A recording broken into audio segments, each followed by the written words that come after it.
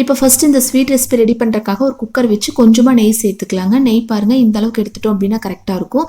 நெய் லைட்டாக சூடானதுக்கப்புறம் ஒரு கப் அளவு பாசி பருப்பு எடுத்துக்கலாங்க. எடுத்து மீடியம் ஃப்ளேமில் வச்சு லைட்டாக இந்த மாதிரி வறுத்து எடுத்துக்கலாம். ஹை ஃப்ளேமில் வச்சிங்க அப்படின்னா ரொம்ப கரிஞ்ச மாதிரி ஆயிரும். ஸோ மீடியம் ஃப்ளேமில் பொன்னிறமாக வர அளவுக்கு நல்லா வறுத்து எடுத்துக்கலாங்க. இப்போ நெக்ஸ்ட் நம்ம ஜவ்வரிசி ஒரு கப் எடுத்துக்கலாங்க. பாசிப்பருப்பு எந்த கப்பில் எடுக்கிறோமோ அதே அளவு வந்து ஜவ்வரிசி எடுத்து தண்ணியில் 2-3 டைம் நல்லா வாஷ் பண்ணிவிட்டு ஒரு அரை மணி நேரம் ஊற வச்சுக்கலாங்க. இப்போ தண்ணி ஃபுல்லாக வடிச்சிட்டு ஃபுல்லாக உள்ளே சேர்த்துக்கலாம். சேர்த்து இந்த மாதிரி நல்லா கலந்து விட்டுறலாங்க. இப்போ ரெண்டுமே ஒவ்வொரு கப் எடுத்துருக்கு இல்லைங்களா, அதுக்கு வந்து 5 கப் அளவுக்கு தண்ணி சேர்த்துக்கலாங்க. நீங்கள் ஒரு வேளை டம்ளரில் எடுக்கிற மாதிரி இருந்துச்சு அப்படின்னா 1 டம்ளர் பாசிப்பருப்பு 1 டம்ளர் அளவுக்கு வந்து ஜவ்வரிசி எடுத்து 5 டம்ளர் அளவுக்கு தண்ணி சேர்த்து நல்லா இந்த மாதிரி கலந்து விட்டுறலாம். இப்போ நம்ம மூடி போட்டு மூடி வச்சிடலாங்க. மீடியம் ஃப்ளேமில் ஒரு 3 விசில் வரட்டும். அதுக்கப்புறம் நம்ம ஓப்பன் பண்ணி பார்க்கலாம். இப்போ கரெக்டாக 3 விசில் வந்துருச்சுங்க. ஒரு 5 நிமிஷம் அப்படியே விட்டுட்டு இப்போ ஓப்பன் பண்ணி பார்க்கலாம். பாருங்கள் சூப்பராக ரெடியாக இருக்குது. கொஞ்சம் கூட அடிப்பிடிக்காமல் கரெக்டாக இருக்குது இல்லைங்களா. தண்ணி வந்து கரெக்டாக சேர்த்துட்டோம் அப்படின்னா ரொம்ப நல்லா இருக்குங்க. இந்த மாதிரி கரெக்டாக வெந்து வந்துருச்சு. ஒரு டைம் நல்லா கலந்து விட்டுறலாம்.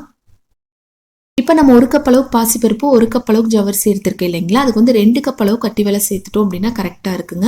நான் பெரிய கப்பாக இருக்கிறதுனால 1 கப் அளவு கட்டி வெல்லத்தை அப்படியே உள்ளே சேர்த்துட்டேன். நம்ம ஃபர்ஸ்ட் அளந்து எடுத்து இல்லைங்களா, அந்த பாசிப்பருப்பு அளந்த கப்பு வந்து சின்னதாக இருக்கும். அதுலேயே 2 கப் அளவுக்கு சேர்த்துட்டோம் அப்படின்னா நான் கரெக்டாக இருக்குன்னு சொல்ல வரேங்க. நீங்கள் ஒரு வேளை டம்ளரில் எடுக்கிற மாதிரி இருந்துச்சு அப்படின்னா 2 டம்ளர் அளவு கட்டி வெல்லத்தை உள்ளே சேர்த்துக்குங்க. சேர்த்து மீடியம் ஃப்ளேமில் வச்சு ஒரு டைம் நல்லா இந்த மாதிரி மிக்ஸ் பண்ணி விட்டுறலாம். இப்போ மீடியம் ஃப்ளேம்லேயே வச்சு வெள்ளம் நல்லா கரைஞ்சதுக்கப்புறம் கொஞ்சமாக ஏலக்காய் பவுடர் சேர்த்துக்கலாங்க. ஏலக்காய் பவுடர் இல்லை அப்படிங்கிறவங்க 2 ஏலக்காய் தட்டி உள்ளே சேர்த்து ஒரு டைம் நல்லா கலந்து விட்டுட்டு கொஞ்சமாக நெய்யில் முந்திரி திராட்சை இந்த மாதிரி நட்ஸ் எல்லாம் இருக்குது இல்லைங்களா, லைட்டாக வறுத்து உள்ளே சேர்த்துக்கலாங்க. சேர்த்து இந்த மாதிரி நல்லா கலந்து விட்டுறலாம். பாருங்கள் கலர்ஃபுல்லாக சூப்பராக ரெடி ஆயிருக்கு. லாஸ்ட்டாக இதில் வந்து 1 டம்ளர் அளவுக்கு நான் தேங்காய் பால் சேர்க்குறேங்க. உங்களுக்கு தேங்காய் பால் சேர்க்க விருப்பம் இல்லை அப்படிங்கிறவங்க மாட்டுப்பால் கூட நல்லா காய்ச்சி ஆற வச்சு 1 டம்ளர் அளவுக்கு உள்ளே சேர்த்துக்கலாங்க. பால் நல்லா ஆறுனதுக்கப்புறம் உள்ளே சேர்த்து ஒரு டைம் நல்லா இந்த மாதிரி கலந்து விட்டுறலாம்.